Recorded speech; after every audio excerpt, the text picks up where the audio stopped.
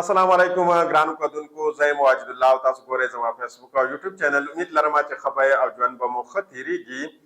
ډېر اهم ډیولپمنټ دی چې هغه زه نن ستاسو مخې ته ږدمه. د شهباز شریف صاحب د حکومت دپاره ډېر بدترین خبرونه را روان دي او یقینا دا دوه بد خبرونه چې کوم دي دا ډېر زیات حیران کن هم دي او ډېر زیات بد خبرونه د شهباز شریف صاحب د حکومت دپاره دي. یو خو اسټبلیشمنټ د شهباز شریف صاحب ته یو اندیه ورکړله او هغوی ته د هغې د حکومت د ختمېدو یو اشاره هم ورکړله چې د شهباز شریف صاحب حکومت ختمېدلی شي او بل طرف ته چې د شهباز شریف صاحب ماتحت یعنې د هغه انډر چې کومه ادارې دي هغه هم د شهباز شریف صاحب خبره نه مني او د هغې په خبره باندې عمل نه کوي. یقینا دا د شهباز شریف صاحب د حکومت لپاره ډېر خطرناک خبرونه دي. پاکستان تحریک انصاف په میدان ته د راکوزېدو هم فیصله کړله او پاکستان تحریک انصاف دا ځله په اور کې د ورغورځېدو فیصله هم کړله. یعنې دلته نه تاسو اندازه لګولی شئ چې پاکستان تحریک انصاف یو ځل بیا د احتجاج کال ورکړی دی. یو ځل خو موږ ولیده چې په ډي چوک کې د دې کسان شهیدان شو، خو پاکستان تحریک انصاف ویلي دي چې په دې باندې موږ هم نه صبرېږو او موږ مسجد بیا راوځو او بیا به احتجاج کوو. دا احتجاج به کله کېږي او د دې لپاره متوقع تاریخ کومه کېدلی شي او دا به کله وي او عمران خان صاحب به د دې کله اعلان کوي. د دې په حوالې سره ډېر اهم چې کومه دې ډیټیل مخې ته راغلی دي هغه زه ستاسو مخې ته ږدمه. او عمران خان صاحب دا هم ویلي چې ستاسو سټرګل ختم شوی نه دی او تاسو د راتلونکي میچ دپاره تیاري ونیسئ او راتلونکی میچ به ډېر زر وي. عمران خان صاحب دا هم ویلي چې کومه حاصلول موږ غوښتل هغه موږ حاصل کړه او دوی چې څه ښودل غوښته هغه دوی وښودل. دوی خپل اوقات موږ ته وښودل چې د دوی څه اوقات وو، خو هغې ویلې چې د راتلونکي کال دپاره تاسو تیاري ونیسئ. په دې باندې به هم خبره کوو. خو مولانا فضلالرحمن صاحب هم میدان ته راوتی دی او مولانا فضلالرحمن صاحب حکومت ته هم یو ډیډلاین ورکړی دی او دا وخت داسې ښکاره کېږي چې شهباز شریف صاحب حکومت چې دی د دې لپاره مشکلات را روان دي او شهباز شریف صاحب حکومت بالکل یوازې شوی دی او د هغې سره هېڅوک ملګرتیا دا وخت نه کوي. کومه سهاره چې شهباز شریف صاحب حکومت ته میلاو وه هغه هم د دوی نه لاس وویستلو او یقینا د هغه ځای نه هم بدې هواګانې روانې دي. یعنې کومه ښې هواګانې چې راتلې هغه هواګانې هم ختمې شوي دي. راځو اول خبره ته کوو چې شهباز شریف صاحب د حکومت لپاره چې کومه پریشان کن خبر دی هغه دا ده چې شهباز شریف صاحب په ډي چوک کې چې څه وشو د پاکستان تحریک انصاف سره یا د پاکستان تحریک انصافو کومه کارکنان چې شهیدان شوي دي په هغو باندې چې کومه سیده په ګولۍ ورولې شوې د هغې ملبه شهباز شریف صاحب په اسټبلیشمنټ باندې اچوله. خو د اسټبلیشمنټ چې کومه قریبي کسان ګڼلی شي یا خلک دا مني چې دا د اسټبلیشمنټ ان افیشلي یعنې دفتري نه غیر دفتري چې کومه دي کومه ترجمانان دي یقینا د هغوی د طرف نه د دې تردید شوی دی چې په هغې کې د ټول نه اول فیصل واوډا صاحب دی او تاسو پیژنئ چې فیصل واوډا صاحب څومره قریب دی اسټبلیشمنټ طرف ته او څومره طاقتور دی. هغوی چې کومه دلچسپ سټیټمنټ ورکړی دی دا ډېر زیاته دلچسپ هم دی او د شهباز شریف صاحب لپاره به دا ډېر زیات حیران کن هم وي. فیصل واوډا صاحب د خپل دواړه لاسونه داسې جوړه کړلي او هغې یو اپیل کړی دی. هغې ویلي چې مسلم لیگ نون حکومت چې کومه دی دا اوس په پاکستان کې یو برینډ نه دی بلکې دا ختم شوی برینډ دی. تاسو دلته نه اندازه لګولی شئ چې دوی څرنګې په دا خبره کړله او په دې کې به څومره طاقت وي. ځکه چې کله هم فیصل واوډا صاحب یو خبره وکړي نو یقینا هغه کار کېږي ځکه چې دا د اسټبلیشمنټ ډېر زیات نږدې دی او د ده سره ډېر معلومات وي. د هغه معلوماتو نه بعد دا هر څه کېږي. هغوی دا ویلي چې اوس کار دا کول پکار دی چې د دې د حکومت چې کومه دی د پاکستان مسلم لیگ نون دا هر قسمه ښه کار چې هم وکړي نو یقینا په هغې باندې څوک یقین نه کوي او خلک وایي چې دا د غلط کار کړی دی. نو هغه ویل چې څومره زر کېدلی شي نو د دې برینډ نه ځان خلاصول پکار دي او د دې نه چې ځان خلاص نه کړي نو حالات چې کوم دي دا مزید نه ښه کېږي.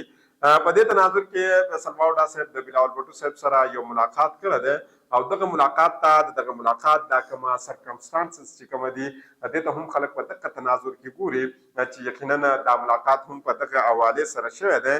او د مارچ اپریل پورې د شهباز شریف صاحب حکومت ودرېدل یا د هغوی د حکومت ختمېدل یا کور ته د تلو د هر څه چې کوم دي هغې ته هم خلک په دقه ملاقات په نظر باندې ګوري چې د دې ملاقات نه به اندازه لګي چې د شهباز شریف صاحب حکومت به د مارچ اپریل پورې وي یا به د مارچ اپریل نه مخکې دا حکومت ختمیږي. ځکه چې دا حکومت یا بالخصوصا که موږ د مسلم لیګ نون خبره وکړو نو هغه چې څرنګه د ټیشو پیپر په شانته کې استعمال شو او اوس د ټیشو پیپر چې کله استعمال شي نو هغې نه بعد هغه موږ غورځو نو یقینا اوس د دې حکومت او بالخصوصا د پاکستان مسلم لیګ نون د غورځېدو هغه وخت راغلی دی او دوی د ټیشو پیپر په شانته استعمال شو دي او اوس په دا غورځوي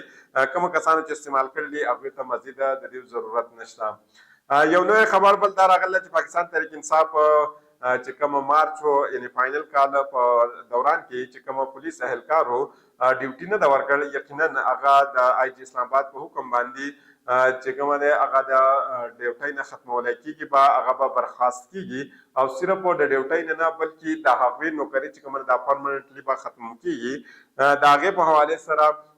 یو نوټیفیکیشن جاری شوی دی چې پای کې یو اس ایچ او دی او په درځنونو نور اهلکار دي چې د هغوی سره هېڅ قسمه ریزن نه و چې دوی په دی کې ډیوټي نه ده کړه د هغه ډیوټۍ نه کولو یا په هغه ورځ باندې د نه راتللو د هغوی سره هېڅ قسمه ریزن نه و نو د هغې د وجې نه به دوی د نوکرۍ نه چې کوم دی برخاست کوي دوی به پرمننټلي د خپلې نوکرۍ نه ختموي موږ که د پاکستان مسلم لیګ نون خبرو وکړو د اسټبلیشمنټ په هغې باندې یو سهاره وه پاکستان پیپلز پارټۍ نه هم دوی ډېر زیات امیدونه لګولي د دوی سره او دوی عیني کومه عهدې چې دي دې ته دای پاکستان پیپلز پارټۍ ته ورکړې وه په هغې کې یوه عهده چې دا ډېره زیاته اهمه وه او هغه عهده وه د صدر او یقینا دغه عهدې نه که اوس دوی هم غواړي چې دا پیپلز پارټۍ د دې عهدې نه لرې کړي نو یقینا دا دوی نشي لرې کولی ځکه چې د هغې دپاره څومره وټونه درکار وي هغه دا وخت د حکومت په هېڅ حالات باندې نشي حاصلولی نو یقینا دا غلطي چې دا د پاکستان مسلم لیګ نون نه شو ده شهباز شریف صاحب سره لاس هم کېدلی شي او د هغې په تناظر کې تاسو لیدلي هم وو چې مریم نواز صاحبه یو سټیټمنټ ورکړی و په خپل سټیټمنټ کې هغوی دا ویلي وو چې پاکستان تحریک انصاف یو دهشتګرد ګروپ دی یقینا د هغوی تعلق هم د یو سیاسي پارټۍ سره و او پاکستان تحریک انصاف هم یو سیاسي پارټي ده خو هغې مجبورۍ د وجې نه پاکستان تحریک انصاف ته یو سیاسي پارټي نه بلکې یو دهشتګرد جماعت ویلی و مریم نواز صاحبه غوښتل که چېرته د هغې د تره د حکومت لاړ شي او مریم نواز صاحبه بچ شي نو دا به ډېره ښه وي خو دا ګورو چې آیا څه کېږي یا څه نه کېږي عمران خان صاحبه یو ټویټ کړی و او د هغه ټویټ په ذریعې باندې هغې یو میسج کنوی کړی و د هغه ټویټ کا اخري جملې ته موږ وګورو نو په هغې کې عمران خان صاحب دا ویلي وو چې تاسو د راتلونکي کال دپاره تیاري ونیسئ او موږ به یو کال بل ورکوو یعنې موږ به بل یو احتجاج کوو د دې په حوالې سره شیر افضل مروت صاحب یو ټي وي شو کې پرون ناست و او هغې ویلې چې د پاکستان تحریک انصاف د یو بل کال دپاره تیار دی او د جنورۍ نه بعد په جنورۍ کې چې کله موږ د افټر شاکس نه ریکور شو موږ به دوباره احتجاج کوو موږ به دوباره د احتجاج په پوزیشن کې وو موږ به دوباره ریکور شوي موږ به دوباره ری ګروپ شوي وو موږ به دوباره ری بیلډ شوي وو او په موږ کې چې کومه کمزورۍ دي هغه به موږ ختمې کړو او دوباره به موږ احتجاج کوو حلیمه خان صاحبه د عمران خان صاحب سره چې کله هغې ملاقات وکړو د هغې نه بعد هغې هم یو اهمه خبره کړله او هغوی ویلي دي چې د عمران خان صاحب سره آخري کارډ اوس هم موجود دی او هغه ویلي دي عمران خان صاحب چې هغه به د خپل کارډ هېڅ چاته هم نه وایي او د وخت په راتلو باندې به هغه دا سیاسي کارډ استعمالوي او هغې ویلي چې د عمران خان صاحب سره دا یو اپشن موجود دی لیکن هغه د اپشن د یو غټ کاز د وجې نه د یو غټ مقصد د وجې نه هغوی دا کارډ نه استعمالوي او داسې ښکاره کېږي چې عمران خان صاحب د خپل دا کارډ چې کوم دی د 2 کالونه تقریبا هغه دا نه استعمالوي او عمران خان صاحب دا غواړي چې دا سیستم او دا نظام آخري حد پورې لاړ شي د هغې نه بعد به عمران خان صاحب دا خپل کارډ استعمالوي